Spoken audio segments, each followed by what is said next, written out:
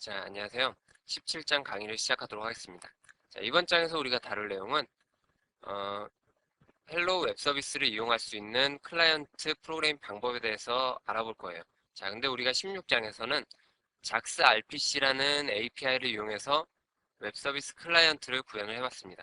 자, 이번 장에서는 SAAJ라는 API를 이용해서 웹 서비스 클라이언트를 구현하는 방법에 대해서 한번 알아보도록 하겠습니다.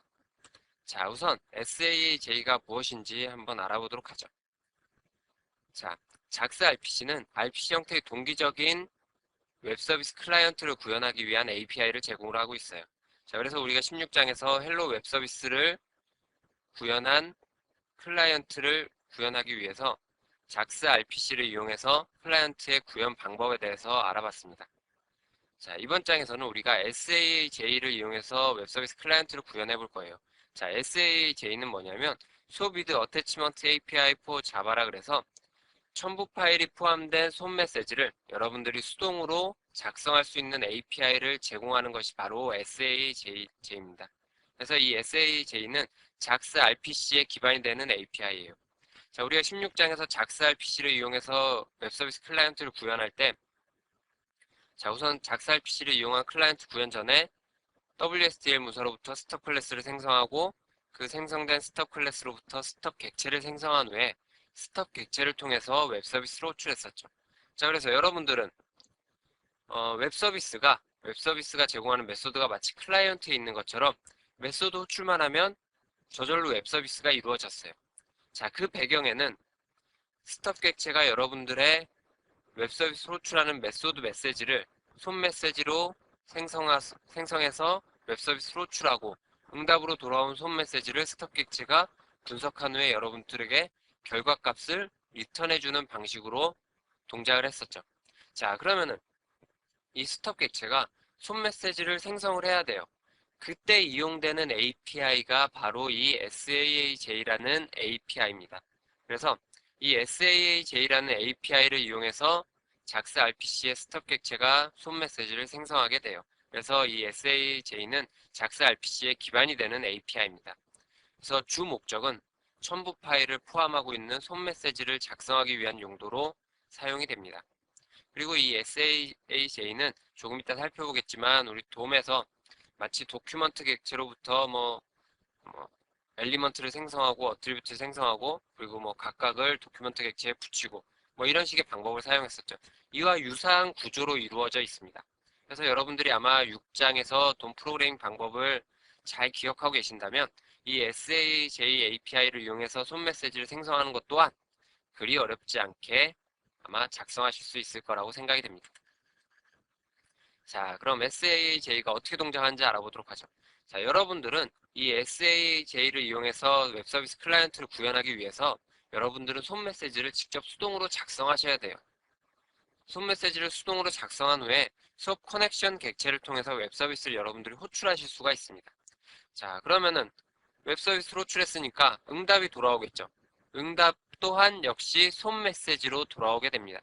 여러분들이 솜 메시지로 돌아온 거를 JAX RPC에서는 자동으로 솜 메시지 분석해서 결과값만 여러분들에게 알려줬지만 이 SAJ에서는 솜 메시지 자체를 여러분들이 직접 파싱해서 필요한 결과값을 출력해서 사용하셔야 합니다. 자, 그럼 SAJ의 계층 구조에 대해서 한번 알아보도록 하죠. 이 SAJ의 계층 구조는 솜 메시지와 동일한 계층 구조를 가지고 있습니다. 자, 우선 솜 메시지의 계층 구조를 한번 볼까요? 자, 솜 메시지는 가장 상위에 솜 메시지를 나타낼 수 있는 솜 메시지가 있겠죠.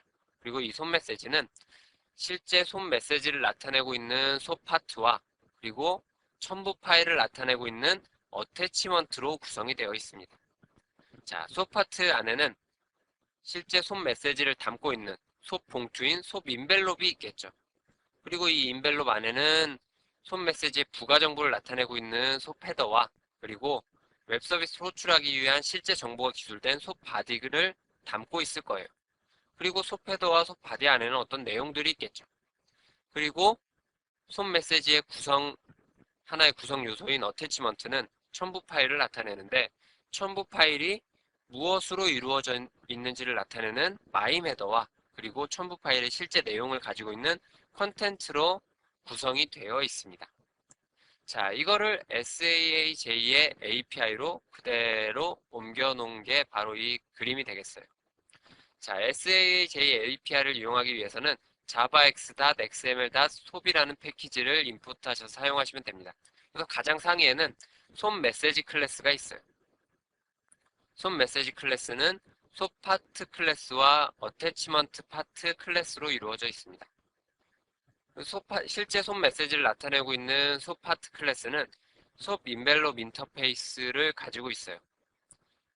솜 인벨롭 인터페이스는 하위에 뭘 가지고 있겠어요? 당연히 솜 헤더와 솜 바디 인터페이스를 가지고 있겠죠.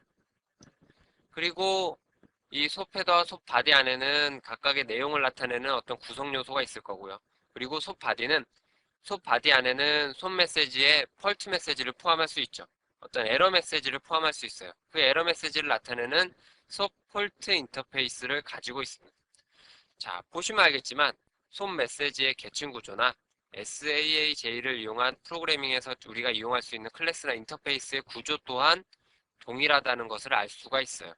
그래서 여러분들이 솜 메시지를 생성할 때는 먼저 솜 메시지 객체를 생성하고 솜 파트 객체를 생성한 후에 또 인벨롭 객체를 생성하고 헤더와 바디 객체를 생성하고 그리고 솜 바디 객체 안에다가 여러분들이 실제 웹 서비스로 호출하기 위한 솜 메시지를 작성하시면 돼요. 이와 같은 방법으로 여러분들은 수동으로 솜 메시지를 직접 생성하실 수가 있습니다. 자, 그래서 이번 시간에는 간단히 SAAJ가 무엇인지 그리고 어떻게 구성되어 있는지를 알아봤습니다. 그럼 이제 다음 시간에 이제 SAAJ를 이용해서 실제 웹 서비스 클라이언트를 구현하는 프로그래밍 방법에 대해서 한번 알아보도록 하겠습니다. 자, 수고하셨습니다.